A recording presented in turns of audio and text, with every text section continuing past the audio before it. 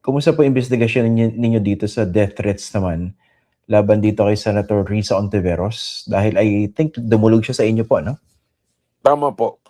Ano po, meron na po kaming mga personalities na tiningnan tapos monitor yung mga Facebook account. Actually, malalim po yan kasi yung pong nagte-threat sa kanya kung sino-sino pa yung mga binabantaan. And we discovered na para there is a certain group chat na may nag-uusap po doon tungkol sa mga Mm, ganyan. So, ito na nga po exactly, Sir Christian, yung gusto namin i-address na parang nagiging norms na ba, nanonormalize na yung pagbabanta, pagsasalita ng hindi maganda sa ibang tao, parang gano'n na lang kadali.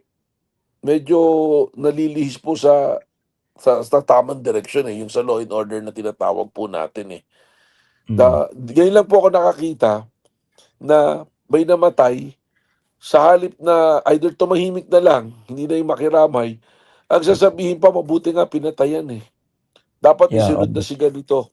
Iba po nanonormalize. Dati po, we grew up, tayo po, lumaki tayo, may kapitbahay tayo na namatay, hindi natin kasundo, pero kahit papaano pupunta tayo para makiramay Or kung mm, hindi, tumahimik na lang tayo, ipagdasal natin ang tahimik natin na ganun. Pero ngayon po, may pinatay, sasabihin, buti nga pinatayan. Dapat isunod nga dyan si ganyan. Yan po mm, exactly yung sinasabi ko na we don't want it to be normalized. Nakakatakot po mm. Yung mga anak Y- y- natin to grow up na ganito po. may sagot po ako dyan kung bakit na-normalize yan di ba? Ay, Isang alam ko word. po yung sagot nyo. Ako nasasagot sa tanong ko po. Sa tingin mo, Iskera, bakit ganon? Sa Duterte, di ba? Napaka-obvious naman. Kasi kung meron mga po tayong mga dapat na kagalang-galang, mga opisyal na matataas na dapat hindi ganun yung behavior. At yun yung nakikita, akala tama, nag-iba po And Mm, that's exactly what NBI wants to do. Now we go back dun sa tamang direction po, yung tamang fault ba, the right fault. Hindi po dapat op ganun. opo. Pero dito sa investigasyon ninyo, sabi niyo na-identify niyo may na-identify kayong grupo. Ano 'to, mga DDS? Well, lumalabas po, pare-parehas yung interest nila. I don't want to call a name na ganyan, pero doon po mapunta Ganun po yung nagiging direksyon. Ako din po, Okay. sa totoo, ang dami rin natatanggap na banta. Oo nga po. Nakikita ko rin sa social media and they're very brazen 'no. Pero dito, identified niyo na yung mga tao na Opo, nagbanta? opo, opo.